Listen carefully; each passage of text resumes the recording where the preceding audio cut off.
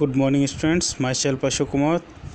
In our last class we have learned about different kind of noun as per their types, and we have also started the part that is gender, and we have learned about the four different part of gender. First masculine, second feminine, third is common gender, and fourth is neuter. But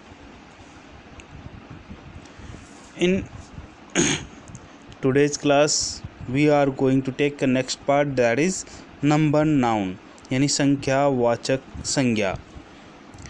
देखिए, संख्यावाचक संज्ञा को पढ़ने से पहले मैं आपको कुछ चीज़ें बता देता हूँ कि हमें ये जानना ज़रूरी है कि संज्ञा को हम संख्यात्मक क्यों लेते हैं। देखिए, कभी कभार होता क्या है कि हमारे पास सब्जेक्ट होता है, वो अकेला व्यक्ति होता है, और कभी कभार अकेला प्लस और भी लोग होते हैं। तो यहाँ पर हमारे पास एक भी कर्ता होता है और कर्ता ज़्यादा भी होते हैं। तो जब कर्ता ज़्यादा है तो उन्हीं के लिए संबोधन भी अलग होना चाहिए, और कर्ता एक है तो उनके लिए संबोधन भी अलग होना चाहिए। तो इसी अलग को अलग अलग तरीके से डिफाइन करने के लिए हम संख्यात्मक नाउन का भी अध्ययन करते हैं। देखिए, हमारे पास दो प्रकार के संख्यात्मक नाउन हैं। पहला है हमारे पास वो है सिंगुलर, और दूसरा जो हमारे पास है वो है प्लूरल्स। तो सिंगुलर नाउन कहा किसे जाता है? If a work is done by a single subject, then it is called singular noun. And if a work is done by more than one, then the noun used there that is plural noun. So let's start today's topic. How plurals are formed. Question is, plurals कैसे बनाए जाते हैं? तो सबसे पहले plural कैसे बनाए जाते हैं उसके लिए हमें ये जानना ज़रूरी है कि हमें नाउन क्या कहता है। A noun that indicates a single object is a singular noun.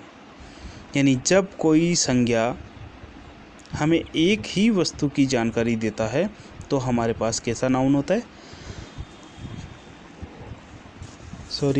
Singular noun हमारे पास होता है, जिसे हम एक वचन कहते हैं। और यदि हमारे पास noun, if a noun indicating more than one object is recognized as a plural noun. Noun indicating more than one object is recognized as a plural noun. यानी यदि हमारे पास कोई संज्ञा एक से ज़्यादा ऑब्जेक्ट को बताने का कार्य करती है तो हम वहाँ पर संज्ञा को प्लूरल यानी बहुवचन संज्ञा कहते हैं। The form of the noun used also provide the information about the number of object being described. The form of the noun used यानी नाउन का वो प्रकार जो काम में लिया गया है, also provides information about the number of the objects being described। यानी नाउन हमें यह जानकारी भी देता है कि यहाँ पर कितने संख्या में या व्यक्ति या वस्तु को काम में लिया गया है। तो ये हमारे पास क्या होता है, नाउन को डिफ़ाइन करना होता है कि सिंगुलर नाउन कैसा होता है, प्लूरल नाउन कैसा होता है। सिंगुलर वैसे तो हम सब ने पढ़ा है कि सिंगुलर क्या होता है कि जब एक व्यक्ति कोई कार्य करता है तो वो सिंगुलर हो गया, और जब कोई कार्य एक से ज़्यादा व्यक्तियों द्वारा किया जाता है तो वहाँ पर प्लूरल हो जाता है। अब प्लूरल और सिंगुलर जैसे कि हमारी हिंदी भाषा में होता है सिंगुलर एंड प्लूरल, जैसे just like in Hindi, English language too provides for two types of number nouns. यानी जैसे कि हमारी हिंदी में होता है, ठीक उसी प्रकार से हमारे पास इंग्लिश में भी दो प्रकार से नंबर नाउन को प्रोवाइड किया जाता है या दिया जाता है। वो है नंबर 1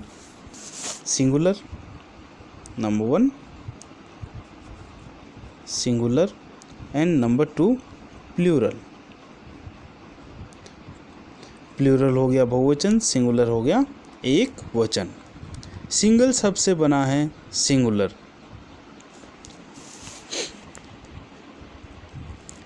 फॉर एग्जाम्पल, जैसे सिंगुलर में हम लेते हैं बॉय को, सिंगुलर में हम लेते हैं गर्ल को, सिंगुलर में हम लेते हैं क्लास को, सिंगुलर में हम लेते हैं ऑक्स को, सिंगुलर में हम लेते हैं माउस को। तो इनके प्लूरल क्या हो जाते हैं? बॉय का हो जाएगा बॉयज़, एस लग जाएगा। गर्ल का हो जाएगा गर्ल्स, उसमें भी एस लग जाएगा। क्लास का हो जाएगा क्लासेस, उसमें ई एस लग जाएगा। अब यहाँ पे ई एस क्यों लग गया, इनके हम नियम अभी थोड़ी देर में देखेंगे। आगे की स्लाइडों में हम ये भी देखेंगे कि किस प्रकार से एस या ई एस लग रहे हैं। ऑक्स का हो जाएगा ऑक्शन, और माउस का हो जाएगा माइस, या मिस हम कह सकते हैं। तो ये हमारे पास इनके सिंगुलर एंड प्लूरल हो गए।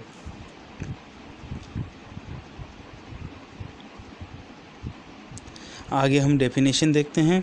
The noun that gives an indication of a single object is grouped as a singular noun, whereas any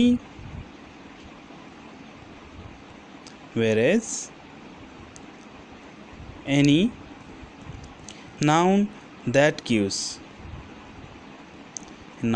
gives an indication of more than one object is grouped as plural noun।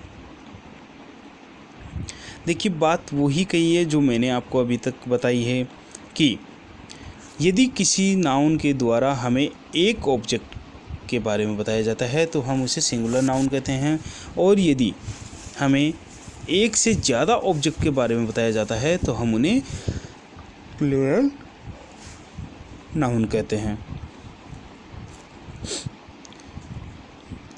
आगे की line में हम देखते हैं, जैसे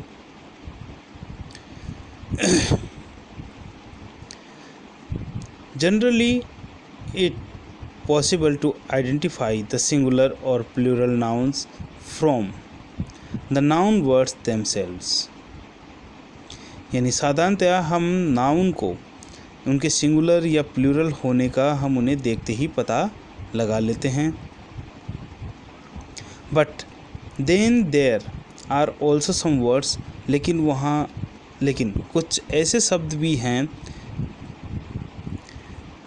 जिनके बारे में हमें ये चीज़ पता नहीं लग पाती, जैसे कि like ship, deer, cod etcetera. यानी ऐसे शब्द भी हैं जिनसे हमें पता नहीं लग पाता कि एक वचन है कि बहुवचन है। That have the same form for both singular and plural usage. और क्योंकि इन शब्दों का सिंगुलर और प्लूरल दोनों में ही एक जैसा ही उपयोग होता है, या दोनों में ही ये काम आते हैं। To identify whether these words are singular और plural, to identify these words whether they are singular or plural, we have to analyze the sentence in which they are used। देखिए, जैसे कि मैं आपकी क्लासों में कहता हुआ आता हूँ कि इंग्लिश एक ऐसी सब्जेक्ट है जहाँ पर कि हर शब्द का मीनिंग हर लाइन के अनुसार बदलता रहता है। यहाँ पर भी वही बात कही गई है कि वैसे तो हम नाउन को यानी उनके एक वचन या बहुवचन होने को हम सिर्फ उन्हें देखकर ही पता लगा लेते हैं, लेकिन कुछ शब्द ऐसे होते हैं कि जिनका हम पता नहीं लगा पाते कि वो एक वचन है या बहुवचन है। तो ऐसे में कि वो एक वचन है या बहुवचन है, इनका पता लगाने के लिए हमें क्या करना होगा, हमें सेंटेंस को ध्यानपूर्वक पढ़ना होगा और ये पता लगाना होगा कि इन्हें सेंटेंस में किस प्रकार से उपयोग किया गया है।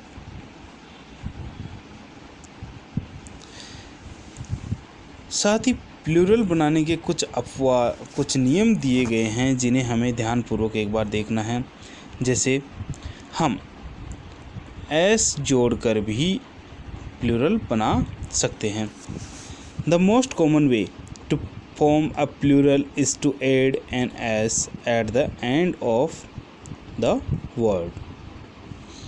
यानी प्लूरल बनाने का एक सबसे आसान तरीका होता है कि जो शब्द होता है, वर्ड होता है, उसके पीछे की तरफ एस लगा दिया जाए। ये तो एक कॉमनली हम काम में लेते हैं। जैसे एग्जाम्पल के तौर पे पेन को हमने बदला पेन्स में, girl girls, shop shops, friend friends. ये कुछ एग्जाम्पल है। यहाँ पे देखिए, यहाँ पे एस इनके एंड में जोड़ दिया गया है, जो कि कॉमनली तौर पे हम काम में लेते हैं। लेकिन आगे के नियम इस नियम को कुछ अलग ही तरीके से बताते हैं। जैसे एड ईएस, लेकिन जब सिंगुलर रूप का आखिरी अक्षर, look at here, when the root word has s, sh and x at the end of that word, then we use es। यानी जब हमारे पास कोई शब्द जिसमें आखिरी अल्फ़ाबेट एस या एस एच हो या फिर एक्स हो, तो वहाँ पर हम उनमें क्या लगा देते हैं, ई एस लगा देते हैं।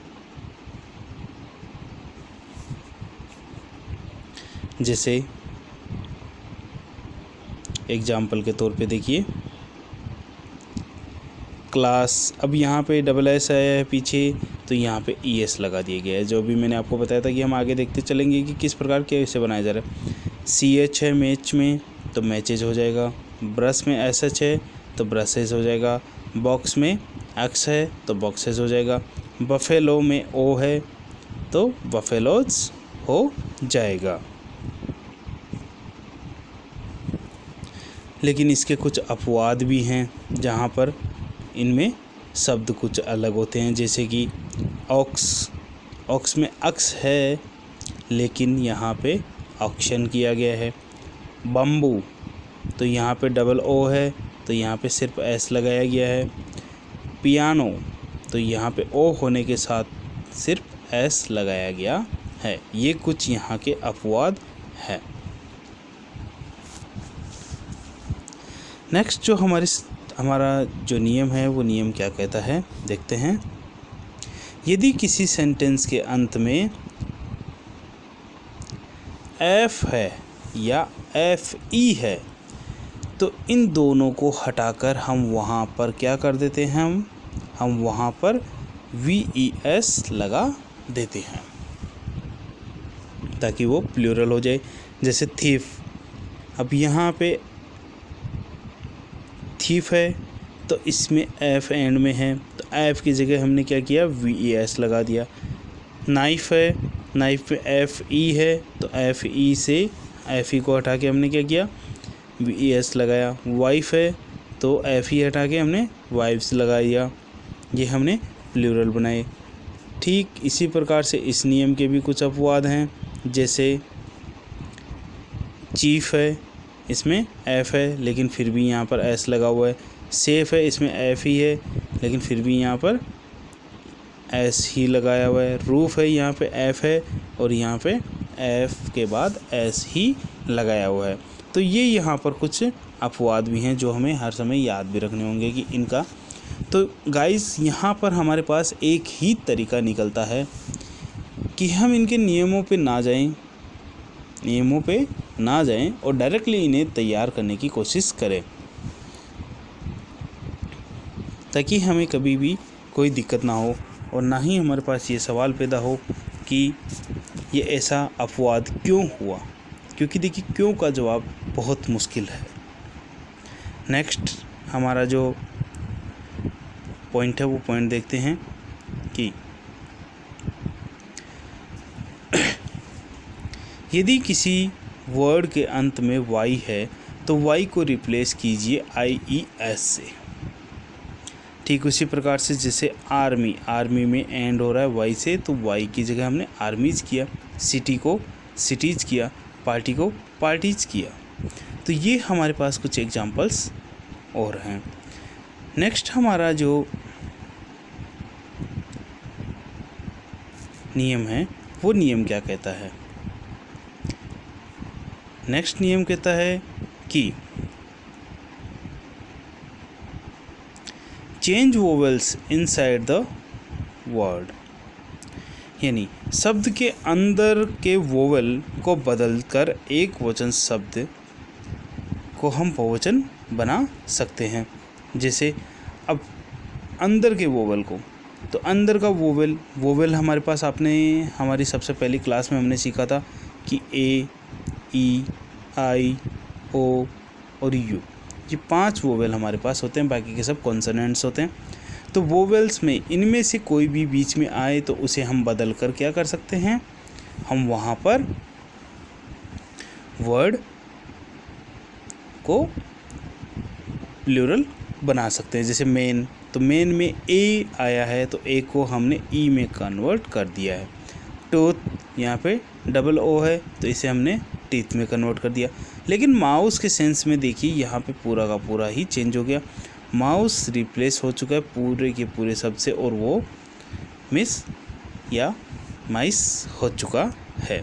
तो यहाँ पे माउस जो हमारे पास है वो पूरा का पूरा रिप्लेस हो गया है। नेक्स्ट हमारे पास जो हमारा जो नियम है वो नियम क्या कहता है कि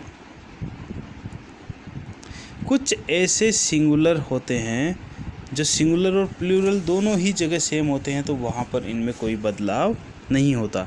जैसे स्वाइन का स्वाइन ही रहता है।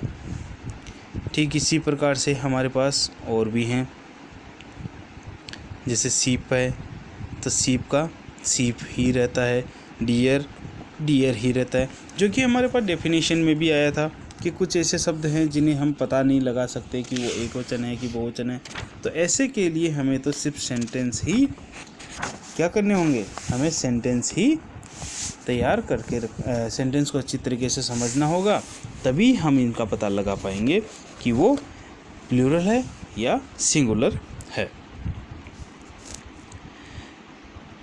कुछ शब्द ऐसे होते हैं जो दिखने में एक बहुवचन जैसे दिखते हैं, लेकिन उन्हें प्लूरल के ही रूप में काम में लिया जाता है।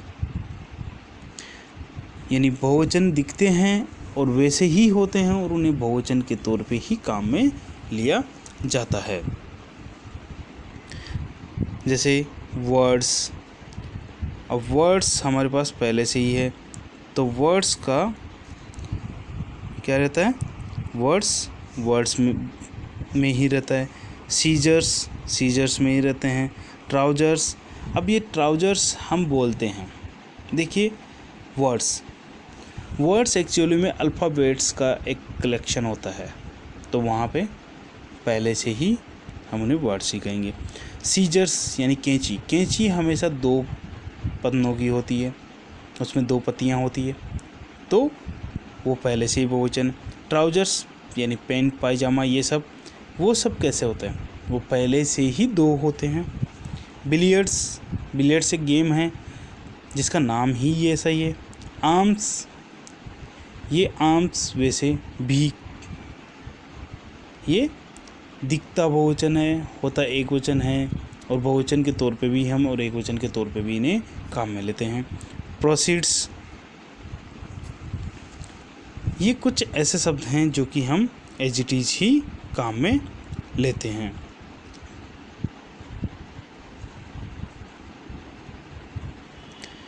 नेक्स्ट हमारी जो स्लाइड है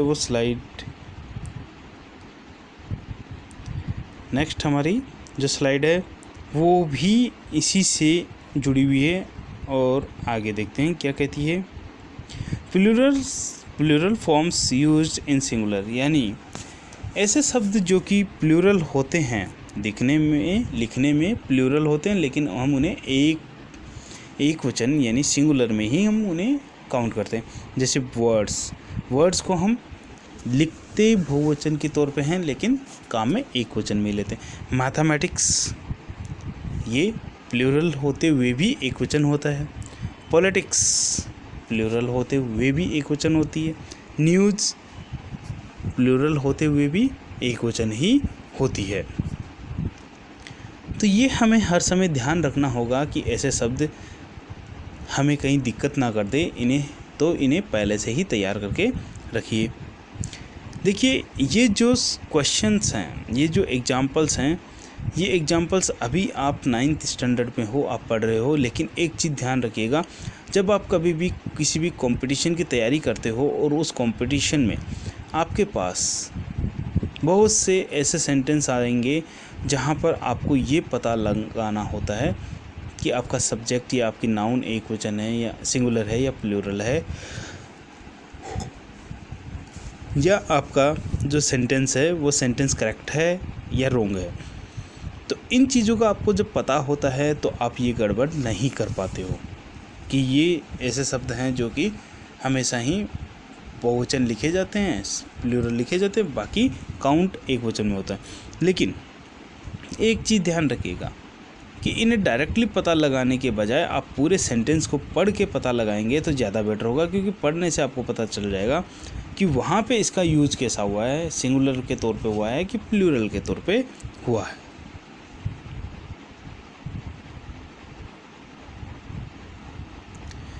नेक्स्ट जो हमारे पास अगला रूल है, वो रूल क्या कहता है, ये हमारे पास यहाँ पे सिंगुलर टू प्लूरल कन्वर्ट करने का हमारे पास लास्ट रूल है। Singular forms that represents many, यानी बहुत सी ऐसी सिंगुलर फॉर्म्स हैं जो कि कईयों को बताती है। जैसे some nouns appear to be singular but represents a group of persons, animals और things. Such noun are known as collective noun. यानी कुछ ऐसी संज्ञाएं होती हैं जो कि दिखने में एक वचन जैसी होती हैं लेकिन हमेशा ही समूह को इंडिकेट करती है, तो उन्हें हम कलेक्टिव नाउन के तौर पे कहते हैं। जैसे क्राउड अब अकेले व्यक्ति को तो हम कह नहीं सकते, भीड़ को ही कहेंगे, और भीड़ में हमेशा ही बहुत सारे लोग होते हैं। तो क्राउड हमारे पास एक क्या हो गया, सिंगुलर फॉर्म हो गया, कलेक्टिव नाउन हो गया। मॉब हमारे पास एक कलेक्टिव नाउन हो गया। ठीक इसी प्रकार से जैसे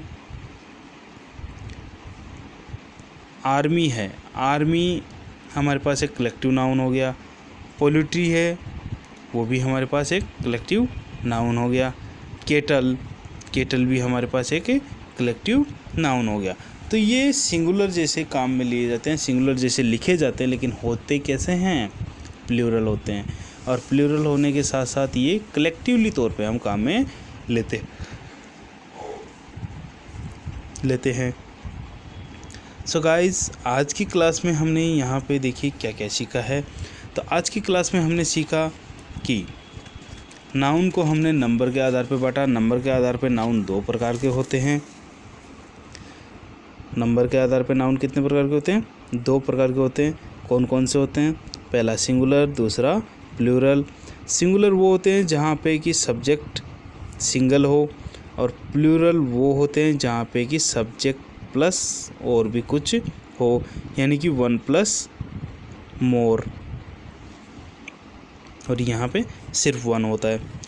इनको हमने सिंगुलर से प्लूरल बनाने के नियम देखे, जैसे कि कुछ शब्दों के आखिर में हम एस लगा देते हैं, कुछ में जिनमें S, S H, C H, X और ओ होता है, वहाँ पर हम क्या करते हैं, ई एस लगा देते हैं। कुछ शब्द जहाँ पे एफ या एफ ई होता है, उन्हें हटा के हम एक आई वी एस लगा देते हैं, आई वी, है ना। तो ठीक उसी प्रकार से हमने और भी देखे, जैसे कि वी ई एस लगा देते हैं। कुछ और भी हमने देखे कि वाई है तो वाई को हटा के IES लगा देते हैं। तो ये जो शब्द हैं ये सब के सब हमारी हेल्प करते हैं कि हमें सिंगुलर से प्लूरल बनाने में कोई दिक्कत ना हो। नेक्स्ट क्लास में हम जो सीखेंगे वो सीखेंगे कि जो नाउन का हमने एक पार्ट छोड़ा था वो पार्ट था कि केस यानी कारक। कारक के बारे में हमने सीखना है कि कारक क्या होते हैं, नॉमिनेटिव कारक क्या होते हैं, एक्विसेटिव कारक क्या होते हैं, पॉजिटिव कारक क्या होते हैं। इन सब के बारे में हम डीपली अध्ययन करेंगे और हमारी क्लास को आगे कंटिन्यू करेंगे। ये हम करेंगे नेक्स्ट क्लास में। सो गाइस, आज की क्लास के लिए इतना ही। Thank you very much for being online.